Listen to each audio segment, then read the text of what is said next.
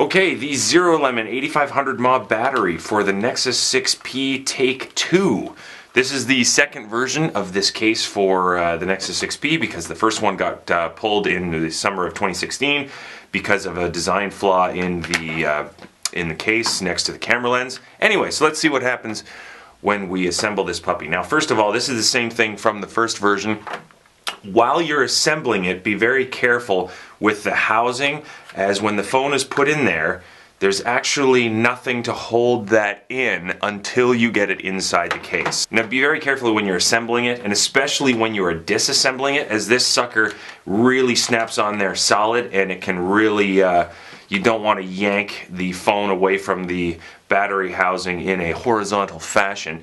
Now, unless you're an idiot like myself, as you can see the phone's resetting. When you are putting the inside case on, make sure you put the hole that gives you access to the buttons on the right side, because then your phone's going to reset and drop into recovery and it's going to be a big mess. So, get this sucker in here. Of course, like with other Zerolemon cases, you're going to have a sense of accomplishment once it actually gets on there and everything snaps into place. Do yourself a favor and don't throw away the package that it comes in, as this is the only spot you're going to get the battery maintenance instructions, and you may not notice that until after you throw it away.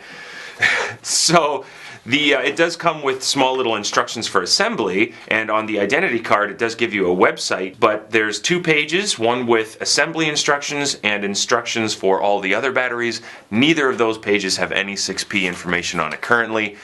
So don't throw away the bag. Now, this is a really solid phone. It's a big sucker. It weighs about ½ a pound.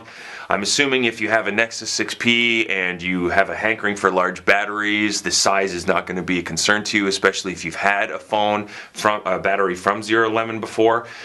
But you will have a lot of people, if this is your first time using a Zerolemon battery, you will have a lot of people asking you why your phone is so big. So you can just explain that to them while they are charging their phone. The one thing I will say that is great about this is that it just stands on its own, but this is extremely handy. I use stuff for stopwatch all the time, so I'm sick of propping it up against stuff, so that's actually really handy. Small little bonus. Other build stuff, the edges of the case are a nice height, they're not too high. The Note 3, it seemed like it was just like a millimeter too much, so sometimes it was hard to reach the very edge of the phone. So this is like a really nice height, it feels really nice to use. Now, as far as charging goes, it's already on. Let's see, we'll hold this for 3 seconds. Get those, there we go. Oh yeah, by the way, that's the DeLorean starting up.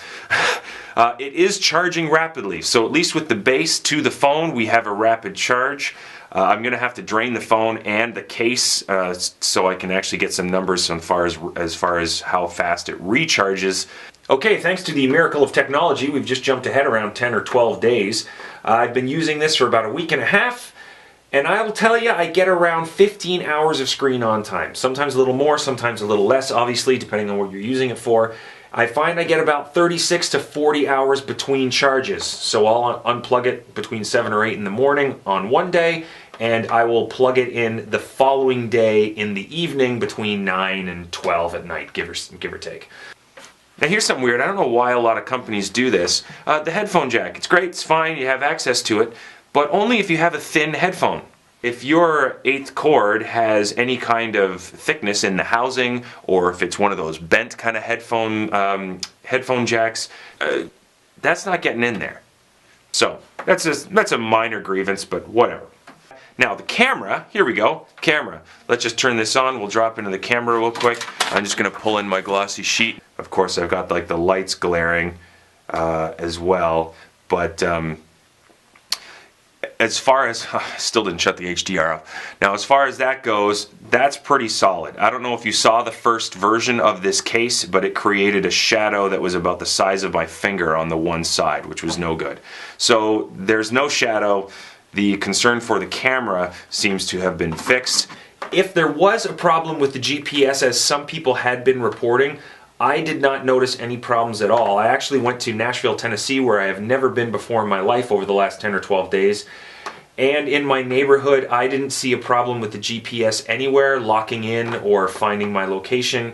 It gave me no problem. So if there was a problem, it has been fixed. I realize there's a myriad of issues that can affect any one person's GPS at any particular time, but I had no problems with that either. So there you have it. You got yourself a really solid case with the problems from the original case being fixed around the camera. My only grievance is that nice little tiny headphone jack hole. Other than that, you've got a sucker that stays on for 2 days. Your 8500 mAh battery for the Nexus 6P from Zerolemon. Well done.